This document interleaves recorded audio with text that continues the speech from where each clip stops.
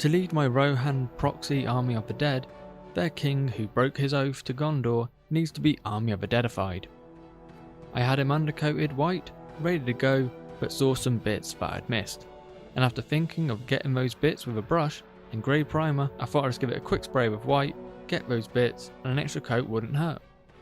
What I didn't realise was how cold it had gotten after dark, which, come on past me, it was October. We cannot stay here! This will be the death of the hobbits! Some of you can already guess how this went. So because of the cold, the spray paint covered it in dusty specks of white and was a right mess up. So after a dip in some biostrip, he was back to metal, and I painted him with grey primer with a brush, and then base coated him with white, and then he was ready to paint. Like the King of the Dead's red robes, I'm painting his red undertunic first.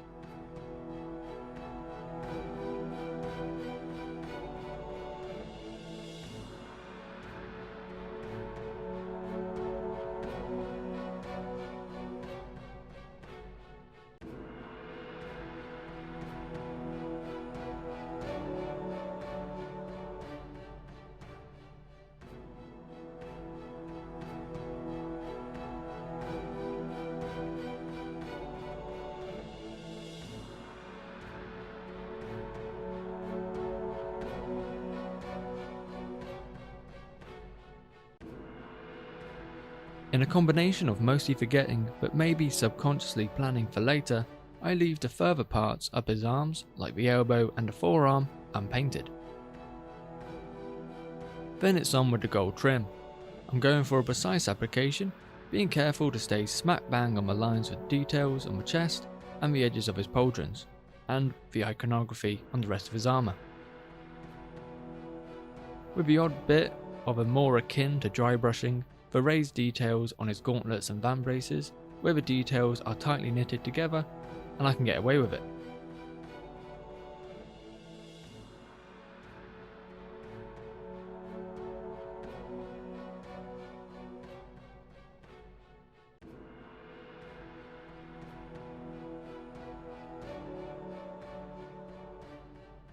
Once the gold was done, it's on with the lead belcher, starting with the sword, leaving white gaps for further spectralness.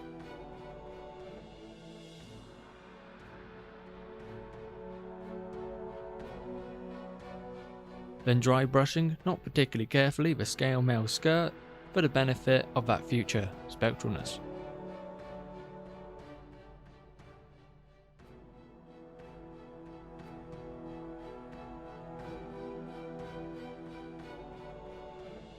Then going back in with the gold for the bottom scales, which, spoilers for the future mist phase, gets covered up anyway.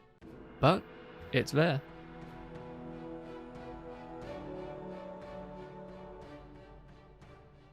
With some pretty unnoticeable spotting and highlighting with layer paints on the gold trim and on the red tunic, he's ready for the next step.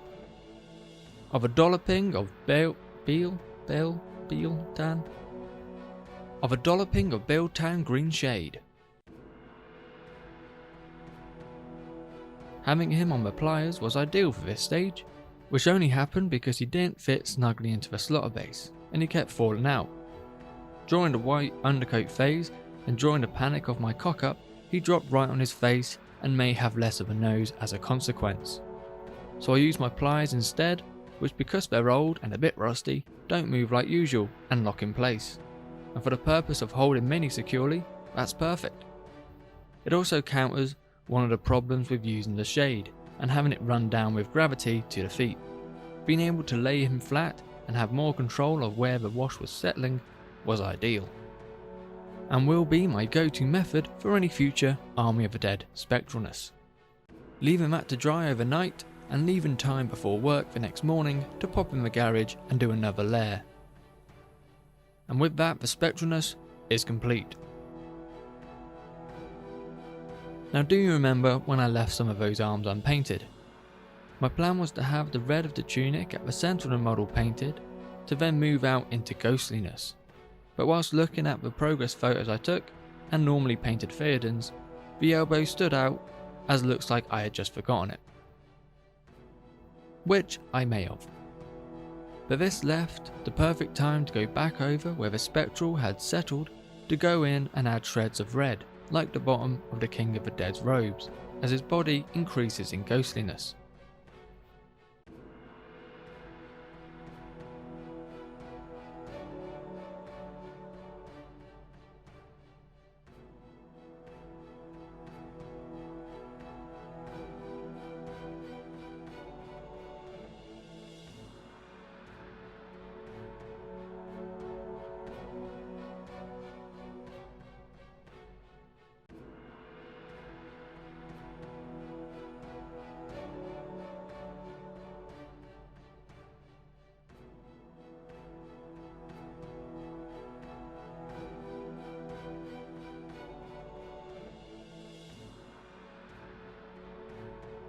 But really, I could have remembered to do this in the tunic phase of painting and probably wouldn't have made much of a difference.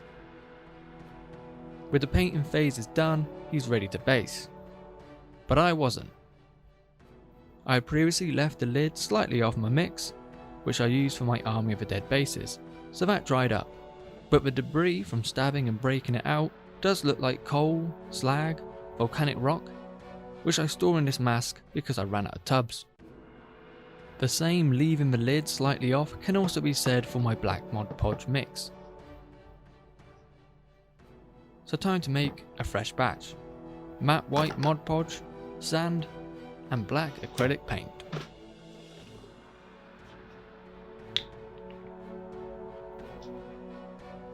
The first step is to pour much more than you need into the tub. Then a generous squirting of black paint, enough so when mixed it's black and not grey.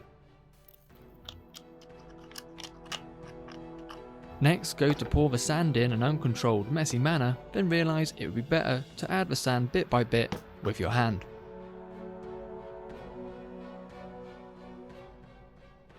And keep adding sand till the mix is a gritty consistency.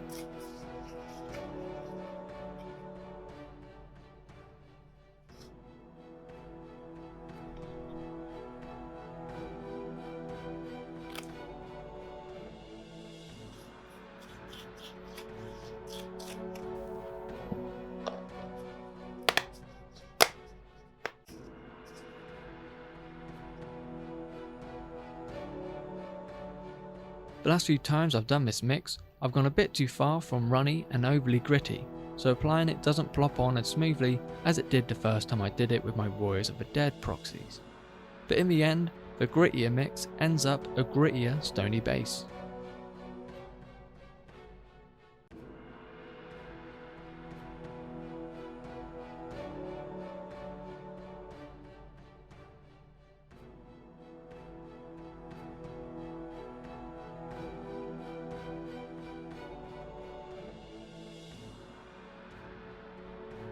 After leaving it to dry and solid up, and then touching up and covering up any gaps, and then waiting for that to harden, it's then on to dry brushing the base grey for that rocky look.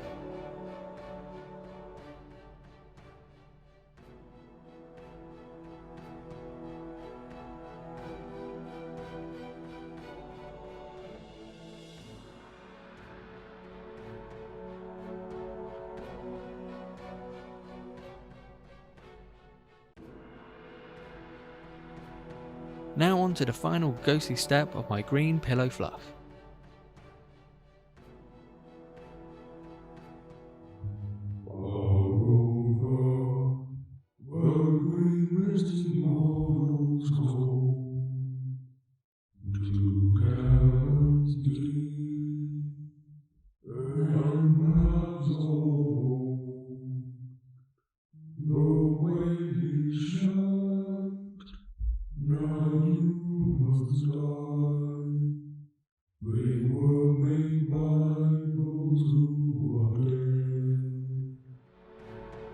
And then the technically last stage, a black base rim.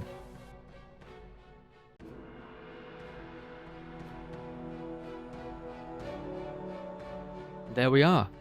King Théoden of the Dead is officially dead and cursed. So this proxy army is meant to be, because once you take out the brown leather, the reddy brown armor pieces, and his skin, the colour scheme is exactly the same as the King of the Dead. Coincidence? I think not! But which king is better? There's only one way to settle this. King of the Dead battle report, 1-on-1, dead mano a mano, to the death. Wait.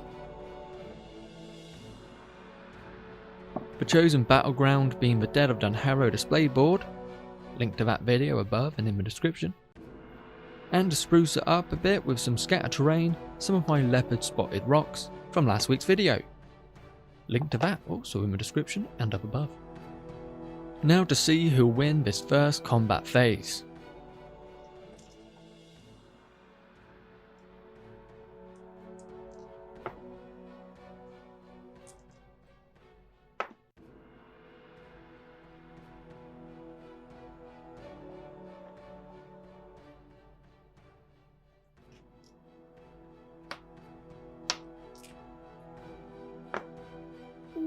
Théoden wins it with a double 6 to wound. Now where was that kind of rolling in my tournaments? Could have used those 6s. With 2 hits and only 2 wounds, I roll the King of the Dead's fate rolls. One fate. Ooh.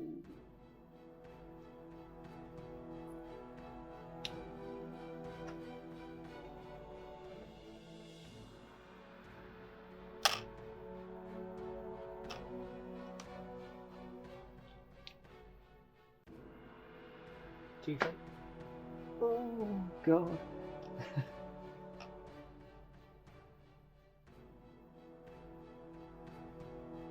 Fate number 3.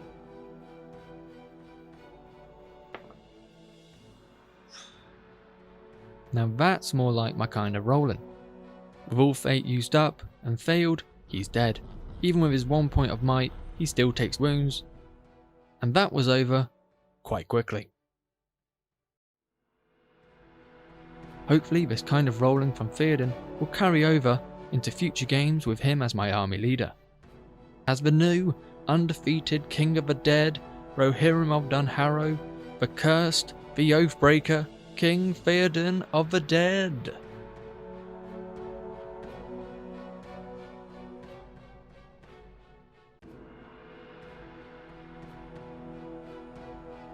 And now your regularly scheduled montage shots.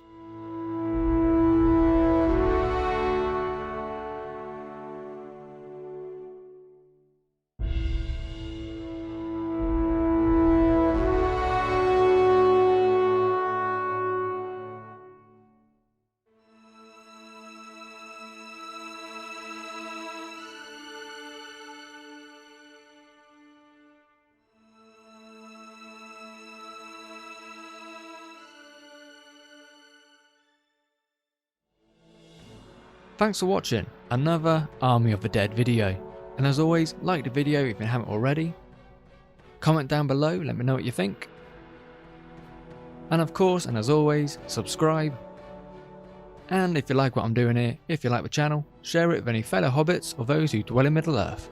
See you on the next one. It's quite